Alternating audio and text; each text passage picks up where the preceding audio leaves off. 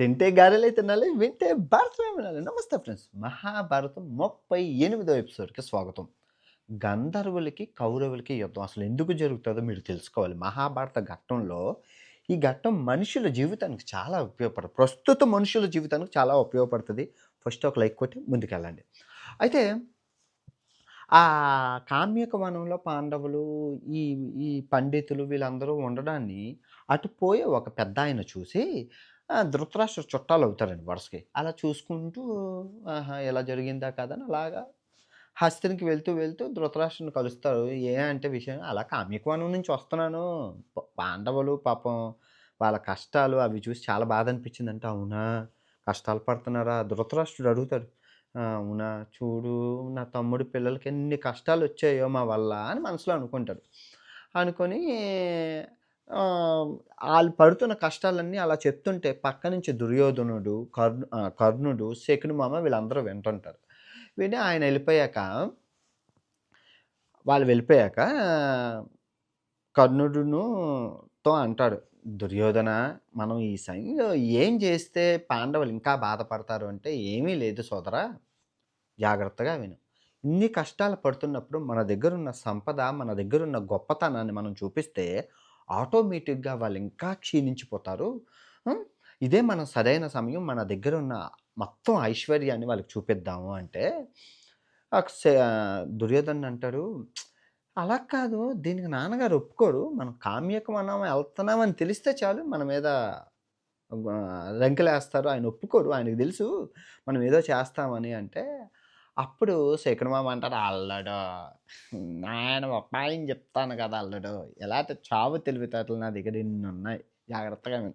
కామ్యక మరంలో మన ఆవులున్నాయా? ఆ ఆవుల్ని సింహాలొచ్చి తినేస్తున్నాయని చెప్పి మీ నాన్నకి చెప్పు. సో, ఆవుల బారిని సింహాల బారి నుంచి ఆవుల్ని రక్షించడానికి నిన్ను పంపిస్తారు. నీ వంపుతో మీ అందరం వెళ్ళిపోవచ్చు" అంటారు. అయితే అక్కడ కామ్యక వనంలోనే ఆళ్ళ ఆవులుంటాయి. వాళ్ళ ఆవులున్నాయి. సో, వాళ్ళ ఆవుల్లో పనిచేసిన ఆయన్ని తీసుకొచ్చి మహారాజు గారికి చెప్పమని చెప్తారు. ఆ అబ్బాయి ఆవుల్లో పనిచేసిన ఆయన ధృతరాష్ట్రుడి దగ్గరికెళ్ళి, "మహారాజా కామ్యక వనంలోని మన ఆవుల మందలున్నాయి కదా! ఆ ఆవుల మందని ఒక 10 సింహాలు దాడి చేసి రోజుకొక ఆవుని తినేస్తున్నాయి మహారాజా. దీనికి మీరేదైనా చెయ్యాలి. మీరు మీ మీ రాజ్యం నుంచి ఎవరైనా పంపించండి" అంటే అలా కన్వర్జేషన్ జరుగుతుండగా శకుని మామ, దుర్యోధనుడు ఎంటర్ అయ్యి, "నాన్నగారు ఈ పని అప్పజెప్పండి. ఎన్ని రోజుల నుంచో నేను సింహాల్ని చంపాలి అని చాలా కోరికతో ఉన్నాను. ఆ సింహాలు చంపే ఆ సింహం గోరుల్ని మీకు మన మన తమ్ముళ్ళకి బహుమతిగా ఇస్తాను. నాకు ఈ ఒక్క అవకాశం ఇయ్యండి" అని దుర్యోధనుడంటే ధృతరాష్ట్రుడు అంటాడు, "వద్దు వద్దు. అక్కడ కామ్యకోణంలో పాండవులున్నారు, భీముడున్నాడు, అర్జునుడున్నారు. వాళ్ళు దివ్యాస్త్ర సంపన్నులు. మీరెళ్లి ఖచ్చితంగా గొడవ పెట్టుకుంటారు" అంటే శకునమామ అంటారు, "ఊరుకోండి సార్ అలా అలా గొడవ పెట్టుకుంటాం. వాళ్ళు ఎన్ని కష్టాలు పడుతున్నారో వాళ్ళ దగ్గరికెళ్లి మనం ఎందుకు గొడవ పెట్టుకుంటాం? మన ఆవులు, మన రాజ్యం మనది ఇంపార్టెంట్. మీరు అలా అంటారేంటి? ఆళ్ళకి మాకు సంబంధం లేదు" అనంటే, "అయితే అలాగైతే మీరు ఎళ్లి ఆవుల్ని రక్షించి సింహాల నుంచి జాగ్రత్తగా వచ్చేయండి" అంటారు. అలాగే అని చెప్పి మొత్తం వీళ్ళందరూ మా మొత్తం హస్తినలో ఉన్న నగలన్నీ అంటే మామూలుగా ఒక ఉంగరం పెట్టుకున్న చోట్ల 4 ఉంగరాలు, 5 మొత్తం 10 ఉంగరాలు. ఇక్కడ వడ్డాణాలు ఒక్కొక్కడు 100 కేజీల బంగారం పెట్టుకొని, వజ్రాలన్నీ పెట్టుకొని అందరూ ఎళ్తారు. తమ్ముళ్ళు కౌరవులందరూ అలాగే పెట్టుకొని, వాళ్ళ భార్యలు ఇక్కడి నుంచి ఇక్కడి వరకు గాజులు అన్నీ పెట్టుకొని, వడ్డాణాలన్నీ పెట్టుకొని ఎళ్తారు. ఎన్ని 10,000 రథాల మీద ఎళ్తారు. ఎన్ని ఏనుగులు? 40,000 ఏనుగులు. ఎన్ని గుర్రాలు? 1,00,000 గుర్రాలు. ఎన్ని మంది సైనికులు? 5,00,000 మంది భటులు. కాదసలు 10 సింహాలు చంపడానికి ఇంత అవసరం అంటే అవసరం కాదు. ఎంత చూపించి పాండవుల్ని కృంగదీయాలి. ఆ సైన్యం, ఆ సంపద, రాజభోగాలు చూసి పాండవులు కుళ్ళుకోవాలి అని చేసిన ప్రయత్నం. అయితే చూడండి వీళ్ళు బయలుదేరతారు కామ్యక వనానికి. కామ్యక వనంకెళ్ళాక అక్కడ చేరుకున్నాక అక్కడ టెంట్లు వేసుకుంటారు. టెంట్లు వేసుకొని ఇంకా ఇంకా అంతా ఓకే అన్నదని దుర్యోధనుడు వాళ్ళ వాళ్ళ తమ్ముళ్ళు, వాళ్ళ భార్యలు తెలుసు కదా! అంతా గ్యాంగ్ అంతా. వీళ్ళందరూ స్విమ్మింగ్ చేయడం కోసం ఒక సరోవరం ఉంటే అక్కడికెళ్తారు. సరోవరంకు ఎళ్తే అక్కడ ఇద్దరు గంధర్వులుంటారు. గంధర్వులు అంటారు, "అయ్యా ఆహ్, ఇది గంధర్వరాజు చిత్రసేనుని సరస్సు. ఆయన తప్ప ఇంకెవ్వరు ఈ సరస్సులో స్నానం చేయకూడదు" అంటే, ఎవడా చిత్రసేనుడు? ఈ భూమండలానికి రారాజు, విశ్వ విజేత ఈ దుర్యోధనుడు మహారాజు ఎవడవాహన్ టప్పని ఇద్దరిని కొట్టి చెంపల మీద చెప్పుకో, పిలువు నీ గంధర్వరాజును చూద్దాం, నీ ప్రతాపము నా ప్రతాపం అంటే సైన్యం ఉంది, ఇంత కర్ణుడున్నాడు, ఇంత చూసుకొని అహంకారంతో అంటాడు. అంటే ఆళ్ళిద్దరూ వెళ్ళి చిత్రసేనుడు చెప్తారు, "అయ్యా గంధర్వరాజా, మమ్మల్ని కొట్టి ఇంత అవమానించాడు ఆ దుష్ట దుర్యోధనుడు" అనగానే ఇంకా గంధర్వుడు అంటారు, "ఓకే. ఎంతమంది సైన్యం ఉంటారంటే దగ్గర దగ్గర ఒక 5,00,000 మంది సైనికులు, ఒక 50,000 గుర్రాలు, 20,000 ఏనుగులు, 30,000 ఏనుగులు ఉన్నాయండి" అంటే, ఒక పని చేయండి అని చెప్పి గంధర్వుల్లోనే తోపు అంటే మంచి వస్తాదులు లాంటి వాళ్ళ సైన్యాన్ని పంపిస్తారు. సైన్యాన్ని పంపిస్తే ఇక్కడ మీరు చూసుకుంటే కర్ణుడున్నాడు. కర్ణుడు తోపు మీ అందరికీ తెలుసు. కర్ణుడు అస్త్రశస్త్ర నైపుణ్యంతో ఆ పంపించిన మొత్తం గంధర్వులందరిని మట్టుపెట్టేస్తాడు కర్ణుడు. అండ్ దుర్యోధనుడు కూడా ఫైట్ చేస్తాడు గదతోని. దుర్యోధనుడు కూడా సంపన్నుడే కదా! బాడీ ఏమవ్వదు. తొడ మీద కొడితేనే ఆయనకేదైనా అవుతది. మిగతా వాళ్ళు ఎవరేం కొట్టినా అవ్వదు. అయితే ఇలా చేస్తే ఈ ఈ అప్పుడు ఆ చిత్రసేనుడు గంధర్వ రాజుకి తెలిసిపోతది మన సైన్యం ఓడిపోయింది కౌరవుల చేతిలో అని. ఇంకా ఈయన రంగంలోకి దిగాలని ఆయన రంగంలోకి దిగి, ఆ చిత్రసేనుడు శక్తి ఏంటంటే మాయా యుద్ధం చేయడంలో ఆరితేరినోడు. ఆయన మించినోడు లేడు. అంటే మాయా యుద్ధం అంటే కనబడ్డు. గానీ బాణాలొస్తాయి. ఎక్కడి నుంచి వస్తే తెలిస్తే బాణం వేయడానికి. కనబడకుండా బాణాలేసి కర్ణుడిని రథం చితగ్గొట్టేసి, కర్ణుడిని అస్త్ర నైపుణ్యం చేసేస్తే ఆయన కర్ణుడు అక్కడి నుంచి వెళ్ళిపోతాడు. అక్కడి నుంచి ప్రాణం కాపాడాలి కదా!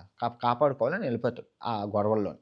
గొడవలు అయిపోతే దుర్యోధనుడు అనుకుంటాడు నా కర్ణుడు ఉన్నాడు అని చెప్పి ఇంకా ఫైట్ చేస్తే మొత్తం చిత్రసేనుడు దుర్యోధనుడిని, ఆళ్ళ గ్యాంగ్‌ని, వాళ్ళ తమ్ముళ్ళని, వాళ్ళ భార్యల్ని పట్టుకొని వెళ్ళిపోతుంటాడు. వెళ్ళిపోతుంటే ఈ భటులందరూ ధర్మరాజు పక్కనే ఉంటాడు కదా! అక్కడికెళ్ళి ధర్మరాజు క్యాంప్ దగ్గరికెళ్ళి, "అయ్యా! మా మీ తమ్ముడు దుర్యోధనుడిని, మా రాజుగారిని, వాళ్ళ భార్యల్ని ఆ గంధర్వుడు చిత్రసేనుడు పట్టుకొని వెళ్ళిపోతున్నారయ్యా! కాపాడండయ్యా! కాపాడండయ్యా!" అంటే ధర్మరాజు అంటారు, "తమ్ముడు భీమా జాగ్రత్తగా విను. దుర్యోధనుడిని చిత్రసేనుడు తీసుకువెళ్ళిపోతున్నాడు. నువ్వు వెళ్ళి వాళ్ళతో యుద్ధం చేసి మన దుర్యోధను మనకు తీసుకురా" అంటే, "అన్న బుద్ధుందా ఏదైనానా? వాడికి అదే చేస్తవ్వాలి. మనం ఇంత కష్టాల పడుతుంటే మనల్ని ఎక్కిరించడానికి, మనల్ని ఏడిపించడానికి ఆ సైన్యాన్ని తీసుకొచ్చాడు. వాడికి దేవుడు మంచి తగిన గుణపాఠం చేశారంటే, ఇదిగో నాన్న తప్పు శత్రువు అయినా కూడా మనం వాళ్ళ కోసం అలా మాట్లాడకూడదు. ఎంత కాదనుకున్నా వాళ్ళు మన అన్నదమ్ములు. అది మన రాజ్యం. మన రాజ్యంలో ప్రజలు. అది కాకుండా మన ఇంటి ఆడపిల్లలు వాళ్ళు.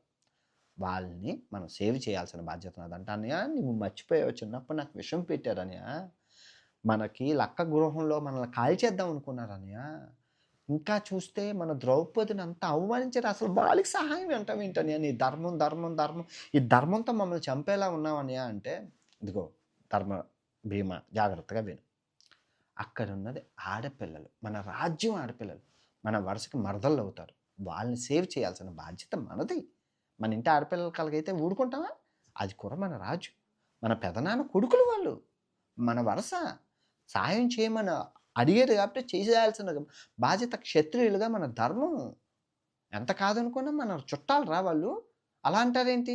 అని అనగానే అర్జునుడంటారు, "అన్నయ్య నువ్వు ఊరుకో. అన్నయ్య చెప్పింది నిజమే. ఎంత కాదన్నా వాళ్ళు మన వాళ్ళు. మన సాయశక్తులా మనం యుద్ధం చేసి తీసుకొద్దాం" అని చెప్పి ఈ నలుగురు బయలుదేరతారు. ధర్మరాజు వెళ్ళడు. ధర్మరాజు దీక్షలో ఉంటాడు. యాగం చేస్తుంటాడు. ఈ నలుగురు బయలుదేరతారు. నలుగురు బయలుదేరి వెళ్ళే ముందు ధర్మరాజు చెప్తారు, "అర్జున జాగ్రత్తగా విను. ముందు మాటలతో చెప్పు. మాటలతో వినకపోతే చేతలు చూపించు" అంటాడు. "ఓకే అన్నయ్య" అని చెప్తారు. వెళ్తారు. వెళ్ళి ఆ గంధర్వరాజుకి చెప్తారు, "అయ్యా! ఆ దుర్యోధనుడిని మీరు వదిలేయండి. ఆహ్, అంటే నేను వదలను. నాతో యుద్ధం చేసే చూపించు" అని చెప్తే యుద్ధం స్టార్ట్ చేస్తారు. అంటే అర్జునుడని తెలీదు. ఆ చిత్రసేనుడు యుద్ధం స్టార్ట్ చేస్తాడు. మాయాయుద్ధం స్టార్ట్ చేస్తాడు. స్టార్ట్ చేసిన వెంటనే అర్జునుడి దగ్గర శబ్దవేరి విద్య ఉంది. అంటే కనబడకపోయినా ఆ శబ్దం ఎటునుంచొస్తుందో తెలుసుకొని 2 చేతులతో బాణాలేసే సవ్యసాచి విద్య ఉంది. ఆ శబ్దవేరి విద్యతో ఇంకా ఫస్ట్ బాణం పడకముందే ఆ చిత్రసేనుడు ఒంటి మీద బాణాలన్నీ ఒక 100 బాణాలు దూరిపి కిందన పడిపోతాడు మా ఆకాశంలో. పడిపోగానే అయ్యా చిత్రసేన లే అంటే, మిత్రమా నువ్వా అర్జున చెప్తే వదిలేద్దును కదా, ఇదేంటంటే ఈ దుష్ట దుర్యోధనుడిని మీ నాన్నగారే బంధించి తెమ్మన్నారు ఇంద్రుడు, వీడు మిమ్మల్ని ఏడిపించడానికి వస్తున్నాడు అని చెప్పి మీ నాన్నగారు బంధించమన్నారయ్యా. ఆ? మీ నాన్నగారు ఆజ్ఞ ఇది, నేను ఈయన బంధించి తీసుకెళ్ళాలంటే ఇదిగో మీ మీ దేవేంద్రుడు ఆజ్ఞ తను బంధించడం దుర్యోధన్ని, కానీ మా అన్నగారు ఆజ్ఞ ఇతన్ని విడిపించి తెమ్మని చెప్పారు. మా అన్నగారు ఆజ్ఞను నేను పాటించాలి కదా అంటే, మరి దేవేంద్రుడు ఆజ్ఞ నేను పాటించాలి కదా అంటే, అయితే ఒక పని చెయ్యు, నువ్వు మా అన్నగారి దగ్గరికి వచ్చి ఈ విషయం చెప్పు. మా అన్నగారు ఏంటంటే ఆయన ధర్మపరులు, ధర్మబద్ధంగా ఉంటారు, ఆయన ఏం చెప్తే అది చేద్దాం అంటే అక్కే అని చెప్పి చిత్రసేనుణ్ణి ధర్మరాజు దగ్గర తీసుకెళ్తారు. ధర్మరాజు అంటారు, అయ్యా చూడండి ఇది మా ఇంటి సమస్య, మా ఇంటి గొడవ, ఎంత కాదన్నా మేము అన్నదమ్ముళ్ళు, మా పరువే పోతుంది బయటికి సమాజంకి, దయచేసి దేవేంద్రుడికి చెప్పండి ఏమీ అనొద్దని చెప్పేసి. నేనే చెప్తున్నాను కదా ధర్మబద్ధంగా, ఆడపిల్లలు ఉన్నారు, వాళ్ళ భార్యల ముందు పరువులు పోతుంది, వదిలేయండి అంటే ధర్మరాజు చెప్పింది అర్థమయ్యి దేవేంద్రుడికి నేను నచ్చ చెప్పుకుంటానని చిత్రసేనుడు అక్కడి నుంచి వెళ్ళిపోయి వీళ్ళందరినీ వదిలేస్తారు. ధర్మరాజు దుర్యోధన దగ్గరికి వెళ్ళి, దుర్యోధన జాగ్రత్తగా విను, మేము అష్ట కష్టాలు పడుతున్నాం అడవిల వల్ల, అది ఎందుకో నీకు తెలుసు, ఏం జరిగినా మా మంచికే, నువ్వు మాకు కీడు చేయాలని ప్రయత్నించిన ప్రతిసారి మాకు మేలే జరుగుతుంది, నువ్వు ఈ అరణ్యవాసాలకు పంపించడం వల్లే కదా నా తమ్ముడికి దివ్యాస్త్ర సంపన్నుడు అయ్యాడు, పాశుపతాస్త్రాన్ని సంపాదించుకోగలిసాడు, నువ్వేం చేసినా అది మా మంచిగా జరుగుతుంది, చూడు జాగ్రత్తగా విను, నీకున్న శక్తిని ప్రజల శ్రేయస్సు కోసం ఉపయోగించు, అంతేగాని చిన్న చిన్న పత్యాపారాలు చిన్న చిన్న పంచాయతీల కోసం ఉపయోగించక, ఓకే ఇక్కడి నుంచైనా బాగా ఉండి ఏ పనైనా చేసేటప్పుడు ఒక 100 సార్లు ఆలోచించు, ఓకే మమ్మల్ని నాశనం చేయాలని ఎప్పుడు మనసులో కూడా కోరుకోకు అని చెప్పి అక్కడి నుంచి పంపిస్తే దుర్యోధనుడు సిగ్గుతో వెళ్ళిపోతాడు.